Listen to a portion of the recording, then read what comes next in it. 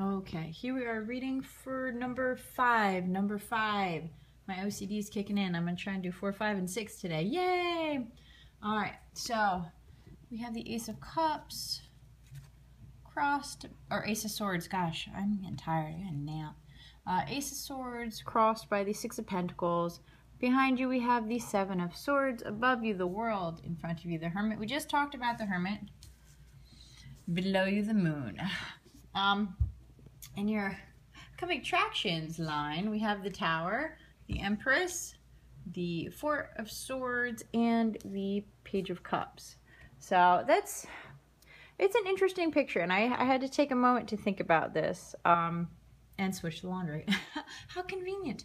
We have a lot of major arcana cards. So, like I spoke to, if you've been keeping up with all the different readings, I always go through and I try and pick out the prominent things. This one has a substantial amount of major arcana cards. So you expect to see 1, maybe 2, possibly 3 if it's a big life change. But I mean, as you can count, we already have 5. So it speaks to something big, something life-changing, basically. So the Ace of Swords, which is interesting because even when I first laid this out, I really thought of the Ace of Cups. The Ace of Swords, the swords is all the duality and all that protection, and slicing people in half and killing them. It's a fine balance, and this speaks to this person's ability to be able to wield the sword in a worldly and knowing fashion, which seems to honor the person I know pretty well. Cross this with the Six of Pentacles. As you can see, I think this picture better. There we go. Okay. So the Six of Pentacles basically means that you have enough wealth to be able to give. Like literally, that's the picture. That's the meaning of the card. It doesn't mean you're rich. It means you have enough to take care of things and still have enough to be able to give, which is nice. Going behind you for basing off, sorry, random cards laying around, basing off the back end of whatever the question is. Seven of Swords is kind of like, I'm taking my ball and I'm going home, thanks. Except with swords. So again, if we're talking about the Ace of Swords, we're going back from the lesson learned from swords. And this isn't necessarily a bad thing. It's when we learn new things, we take the things that we need and we move forward. You know, when we learn English, if I could talk, we learn how to dissect sentences, we learn how to do, pronouns, synonyms, similes, and all that jazz, and we don't use all that on a daily basis. So all these things that we've learned, these are the things that we need. Peace out. We're on to better things. All right, above us, the World. This always reminds me of the wheel, the turning wheel. The world is your oyster. Really, that's it, basically. It's not like the Hermit. You can't write a book about this one. I mean, maybe you could, but it'd end up on Lifetime and not sci-fi. Okay, below you, the Moon. The Moon I love. I love the Moon. The Moon is fun. What is interesting about the Moon? Well, there are a lot of things interesting about the Moon. What I like the best is it still speaks to duality. So as we're talking about the swords and we're talking about the world, all these things speak to duality in both sides of a system. The Moon is the better half to the sun, right? But the Moon in itself controls the tides, the woman times of the month, and really harps on cup realms, okay? Emotions, feelings, intuition, hunches, just an inner knowing. What does this have to do? What does this have to do with anything? Well, let's go to the next one, which of course is the Hermit. If you watch the one that I did before this, which this is number 5, so that would be number 4. Go back to number 4. I give a good overview. What this speaks of together as this means that you're kind of on your way to your own spiritual path. So above you is the world supporting you. The world is your oyster. Behind are the lessons that you've learned, that you're moving forward with. And below you is the duality of your choices that you have to make on your path. And your coming attractions, this is always a fun one. People always see the Tower and they cringe. Everyone sees the Tower and they cringe because the Tower is a cringe-worthy card. I'm pretty sure there literally have been movies made about this one. I can't be sure. I mean, even the Nine Gates, I would call that for the Tower card. I want you to be able to see this because, you know, it's a flaming tower of death, and there are people falling from the tower to their graves, you know, assuming. But what it really talks about humongous world-shaking changes. It's about impermanence. The world is constantly changing, constantly. And as humans, we don't deal well with that at all, ever at all.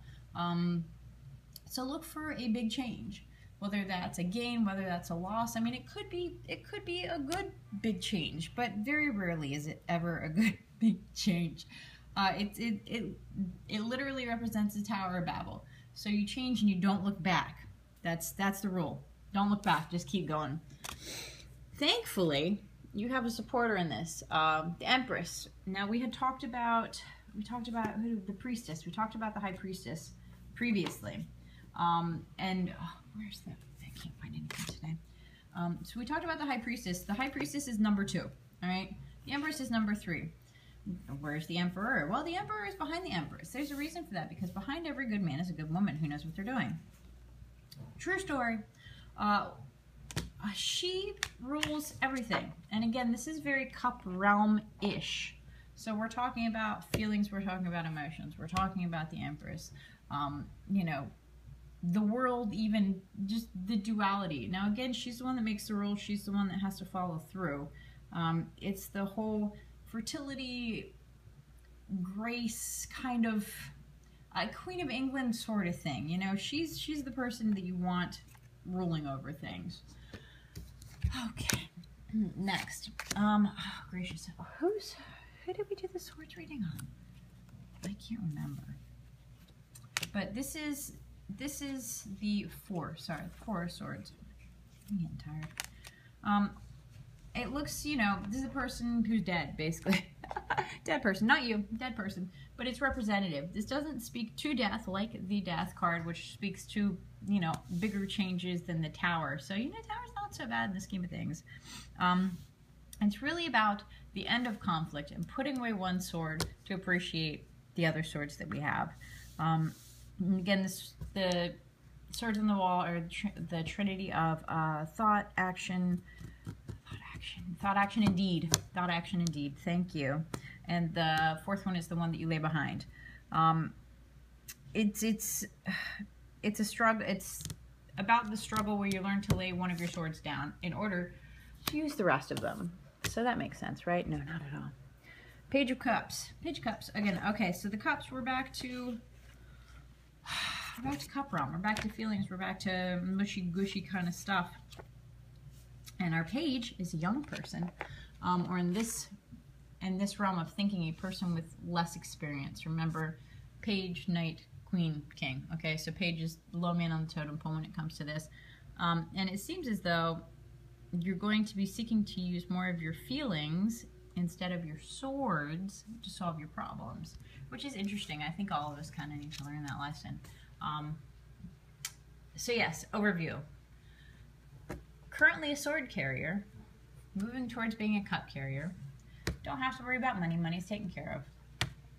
Again, the talk about the releasing of the swords in order to pick up and move on. Below you, again, the cup-ish kind of theme. The seeking of the spiritual or answers of any kind. It doesn't have to be the spiritual, but the Hermit pretty much speaks to the spiritual. The Tower, big changes. Don't light your house on fire. You know what I mean. Empress, the support through the changes, which is always nice. Again, the lessons that you need to learn to lay something down in order to appreciate the things that you have. And our Page of Cups. So, there's that. Interesting layout. Definitely an interesting layout. Especially if you've done tarot a few times or you're learning the tarot, it's an interesting layout. It's not a forthright answer. It's not a yes or no. It's not a here's what to expect. It's not you're going on vacation, you're having a child, you're getting married. It is a much more deeper inner spiritual seeking layout with a tower thrown in just to mess with you. All right, any questions? Number 5, email me. I love you guys. Have a good one.